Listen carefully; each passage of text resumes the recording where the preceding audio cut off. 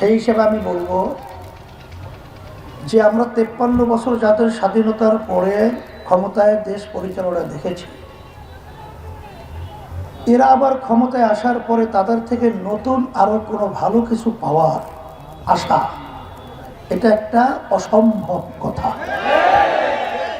এই জন্য এই পরিবর্তন আমাদেরকেই করতে হবে। জুলাই 5ই আগস্টের অভ্যুত্থানের পরে দেশের ভিতরে যে পরিবেশ তৈরি হয়েছে, আমি সারা দেশে সফর করার পরে আমার কাছে এটাই মনে হয় এখন মানুষ কিন্তু একটা পরিবর্তন চায়। সেই পরিবর্তনটা হলো ইসলামের পক্ষে। সবাই আলহামদুলিল্লাহ বলি না? আমি বিশেষ করে বরগুনাবাসীদেরকে আমি বলবো, এবং অন্যান্য যারা নাকি আওয়ামী লীগ করেন, আমি সেই ভাইদেরকে বলবো কষ্ট নেবেন না। 1991 সালে প্রায় 21 বছর পরে যখন আবার আওয়ামী লীগ ক্ষমতায় আসলো, ক্ষমতায় আসার পরে প্রধানমন্ত্রী হলো শেখ হাসিনা। সে প্রধানমন্ত্রী হওয়ার পরে ভারতে গিয়েছিল। ভারতে যাওয়ার পরে তার মাথায় সিঁদুর পরিয়ে দিয়েছে।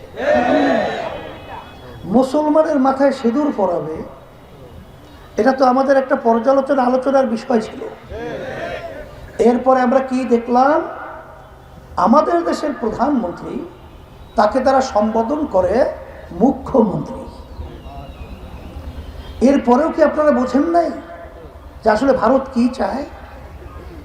সিকিম সহ বিভিন্ন স্বাধীন রাষ্ট্রগুলো তারা বিভিন্ন পর্যায়ে কিন্তু তারা দখল করে নিয়েছে। এখন তারা কিন্তু স্বাধীন রাষ্ট্র নেই, তারা এখন ভারতের একটা অঙ্গরাজ্য হয়েছে। ঠিক মুখ্যমন্ত্রী বলা হয় তাদের দেশে একটা প্রদেশের যে দায়িত্ব পালন করে, সেই হলো ওই দেশের মুখ্যমন্ত্রী। আজকে 71 স্বাধীন হয়েছে, আপনারা দেখেছেন 16ই ডিসেম্বর যেখানে আমাদের দেশে স্বাধীনতা আমরা পালন করে থাকি, ভারতও পালন করে, নরেন্দ্র মোদীও সেদিন করেছিল। কিন্তু তারা কি বলেছে যে বাংলাদেশ স্বাধীন হয়েছে? তারা বলেছে ভারতের সঙ্গে পাকিস্তানের সঙ্গে যুদ্ধ হয়েছে এবং সেই যুদ্ধে ভারত বিজয় লাভ করেছে। এরপরেও কি আপনারা বোঝেন না যে ভারত কি চায়? আমাদের পাশের রাষ্ট্র ভারত, আমাদের বাংলাদেশে তাদের সম্পর্ক থাকবে বন্ধুত্ব, কিন্তু আমরা বন্ধুত্ব সেই সম্পর্ক করতে পারছি না। কেন? স্বাধীনতার পরে আমরা দেখেছি স্বাধীনতার সময় লক্ষ লক্ষ মানুষ আমাদের দেশে জীবন দিয়েছে, পঙ্গু হয়েছে, কিন্তু স্বাধীনতার পরে আমাদের দেশের যত গুরুত্বপূর্ণ এবং মানসম্পন্ন যত সম্পদ সব তারা নিয়ে গেল। এই হলো আমাদের বন্ধুত্ব। এরপর আমরা দেখেছি 53 বছরে যত তাদের কার্যক্রমগুলো ছিল, সব কার্যক্রম ছিল তাদের নিজেদের স্বার্থে, বাংলাদেশের ছোট বড় স্বার্থের জন্য তারা কাজ করে নাই।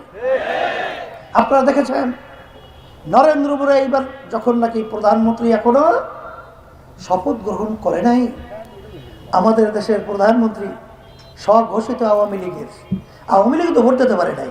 আসলে পারছে? আওয়ামী লীগের লোকেরাও কিন্তু ভোট দিতে পারেনি, কারণ দিনের ভোট যদি রাত্রে বাক্সে ঢুকায়, ভোট দিল কোন সময়?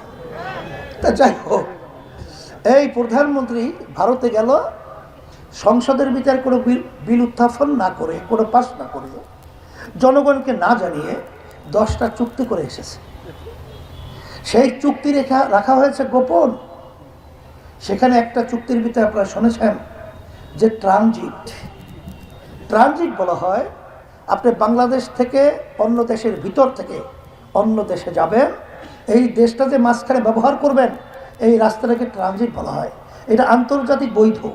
কিন্তু তারা যে আমাদের প্রায় 200 কিলোমিটারের রাস্তা এই চুক্তির ভিতরে নিল, যেখান থেকে ঢুকবে, যেখান থেকে বের হবে, যেখান থেকে বাংলাদেশে ঢুকে তাদের দেশে ঢুকবে, এরপরে বিদেশে যাওয়ার কোনো রাস্তা নাই। তাহলে এটা ট্রানজিট না, এটা হলো করিডোর। আর আমাদের পাশের ভুটান পাশ বিভিন্ন দেশে যাওয়ার জন্য 17 থেকে 18 কিলোমিটার মাত্র ট্রানজিট। এতবার আমরা চাওয়ার পরেও আমাদের বাংলাদেশকে তারা ট্রানজিট দেয় নাই। পানির ব্যাপারে দেখছেন সমস্ত আন্তর্জাতিক আইন লঙ্ঘন করে আমাদের দেশকে মরুভূমি বানিয়েছে। এরপরে আপনারা দেখেছেন ব্যবসার নামে আমাদেরকে শোষণ করা হয়েছে। এরপরেও যারা নাকি আওয়ামী লীগ করবেন, আমি বলবো করেন ঠিক, কিন্তু শেখ হাসিনা বা তার এই ফ্যামিলির নেতৃত্বে নয়। কারণ তারা কিন্তু প্রথম থেকেই তাদের দাসত্বের দায়িত্ব পালন করেছে। আমাদের বাংলাদেশের মানুষের জন্য, কল্যাণের জন্য তারা কোনো কাজ করে নাই, আমাদের দেশকে টিকিয়ে দিয়েছে। এর পরিবর্তন আমাদের কি করতে হবে? যদি আপনারা কষ্ট পেয়ে থাকেন, আপনাদের কাছে আমি বারবার বলছি যে আমাকে মাফ করবেন। কিন্তু এই দেশে আমরা জন্মগ্রহণ করেছি, এই দেশ আমার দেশ। এই দেশ নিয়ে কেউ ছিনিমিনি করবে, এটা কখনোই সহ্য করা যাবে না।